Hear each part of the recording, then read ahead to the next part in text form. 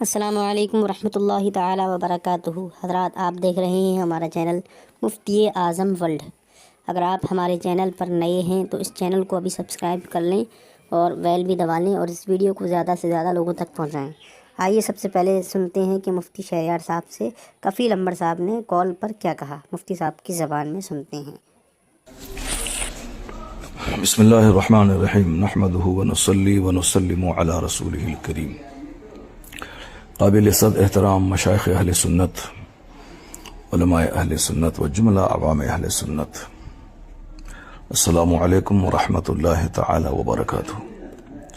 فقیر محمد شہریار رضا قادری، تمام علماء، مشائخ، جملہ ائمہ مساجد اور ہر طبقے سے تعلق رکھنے والے تمام سنی بھائیوں کا شکر گزار ہے جنہوں نے احقاق حق اور ابطال باطل کی تائید کی اور حوصلہ افزائی کی۔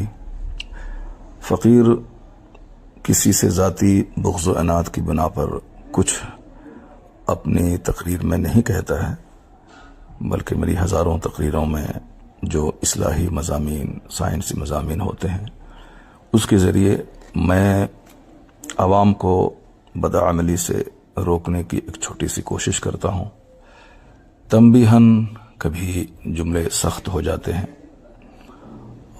اور اپنے عزیزوں کو، نو عمر فارغین کو بھی ہدایت دیتے ہوئے کبھی کبھی میں اصلاح کی باتیں کرتا ہوں، اور اپنے بڑے لوگوں کو بھی ادب کے دائرے میں رہ کر جو بھی باتیں کہہ سکتا ہوں وہ میں کہتا رہتا ہوں۔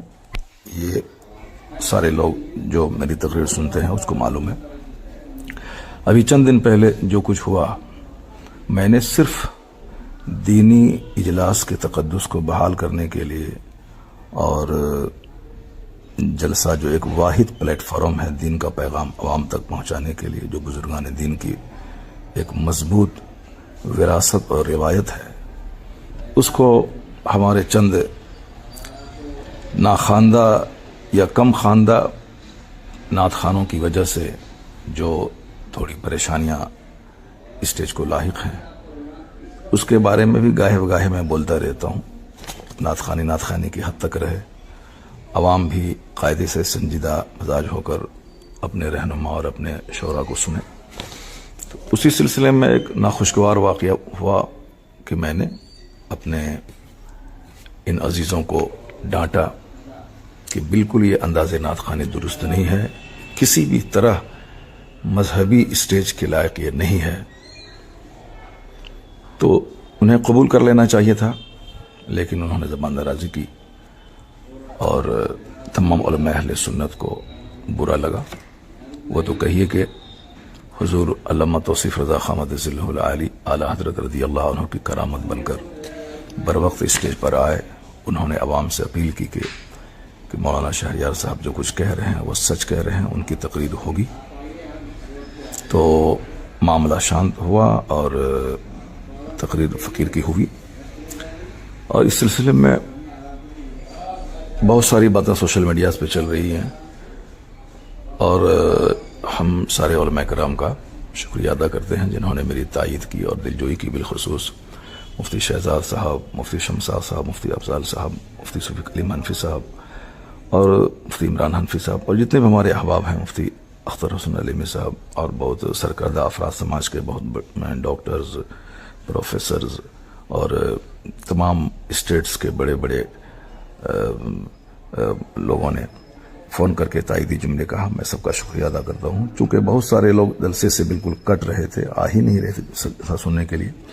چند کم پڑھے لکھے لوگ ہمارے جلسے میں رہ گئے تھے، تو اس لیے ان لوگوں کو لگا کہ جلسہ مروجہ نعت خوانی اور انداز نعت خوانی سے پاک ہونا چاہیے۔ ان کو اچھا لگا کہ آپ نے ایک ہمت کی کہا، تو میں نے کچھ ذاتی بغض و عناد کی وجہ سے نہیں، صرف مذہبی طور پر الحب فی اللہ والبغض فی اللہ کا جو درس حدیث میں دیا گیا ہے، مجھے برائی سے نفرت ہے اور اس کام کی مذمت ہمارے علماء کرتے رہے۔ میں نے بھی کئی بار اپنے بڑوں کے ٹوکنے پر میں نے توبہ کی ہے، ناگپور میں حسینی میاں نے ایک بار مجھ کو ٹوکا، میں نے برجستہ پورے اسٹیج میں نے توبہ کی۔ ہمارے سیمانچل کے ایک بہت بڑے جلسے 50,000 کے مجمع میں غالباً میں نے آج سے 15-20 سال پہلے سبقت لسانی سے کچھ جملے نکلے، ہمارے مشائخ نے مجھے ٹوکا، میں نے فوراً برجستہ میں نے توبہ کی۔ یہ تو ہمارے بزرگوں کا طریقہ رہا ہے، اس پر عمل کرنا چاہیے اور اس طرح سے زبان درازی نہیں کرنی چاہیے۔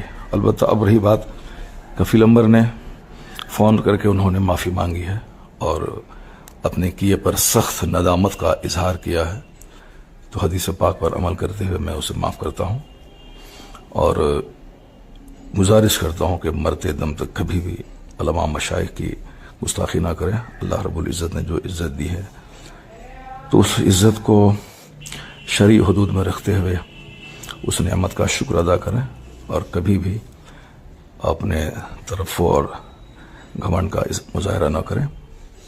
خاموشی میں نجات ہے، بہت ساری باتیں مصلحتاً خاموش رہنے سے ختم ہو جاتی ہیں۔ باقی رہی بات، اگر ہمارے جملے سے کسی کو دل آزاری ہوئی ہے، جیسے اپنے بچے کو لوگ روزانہ ڈانٹ ڈپٹ کرتے ہوئے بہت ساری باتیں کرتا ہے، یہ ہمارے چھوٹے عزیز ہیں، اگر میرے جملوں سے کچھ دل آزاری ہوئی ہے ان عزیزوں کو، تو میں اس سے معذرت کرتا ہوں۔ اللہ تبارک و تعالی ہم تمام سنی علماء، ہم تمام سنیوں کو راہ حق پر چلنے کی توفیق عطا فرمائے۔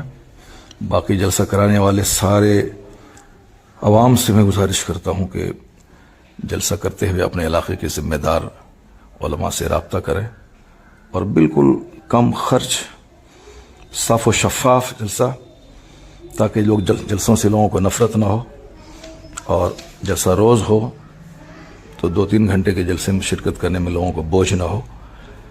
اس طرح کا جلسہ کریں، نام و نمود کی خاطر نہیں، صرف سنیت اور مسلک اہل سنت کا پیغام عام کرنے کی خاطر کریں۔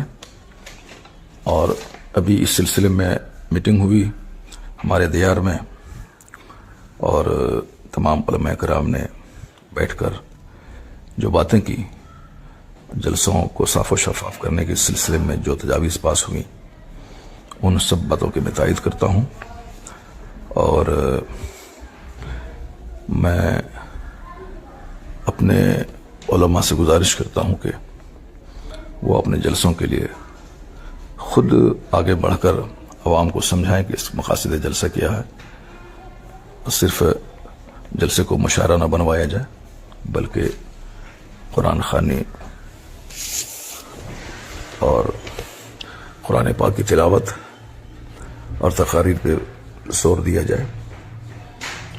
ابھی بے پناہ اصلاح کی ضرورت ہے سماج کو، اور جو ہمارے نوجوان نعت خوانی کی تائید میں، مروجہ نعت خوانی کی تائید میں اپنے علماء سے لڑنے جھگڑنے کی بات کرتے ہیں، اسے بھی ان حرکتوں سے توبہ کرنی چاہیے۔ عالموں کی تعظیم بہت ضروری ہے اور مجلس میں جو بھی بات ہو جائے شرعی طور پر اس کو حل کرنا چاہیے، نہ کہ اس معاملے کو اپنے ہاتھ میں لے کر لڑائی جھگڑے کا ماحول پیدا کرنا چاہیے۔ علماء کرام اگر کسی بات کی گرفت کرتے ہیں تو عوام کو غور سے سننا چاہیے، نہ کہ اس کو عام لوگوں کی طرح لڑائی جھگڑے کا رنگ دینا چاہیے۔ میں ان سارے نوجوانوں سے گزارش کرتا ہوں جنہوں نے جلسے کو دوسرا رنگ دینے کی کوشش کی، خبردار کبھی بھی اپنے علماء کی عزت سے کھلواڑ نہ کریں، علماء کی عزت کریں اور ان کی باتوں کو غور سے سنیں۔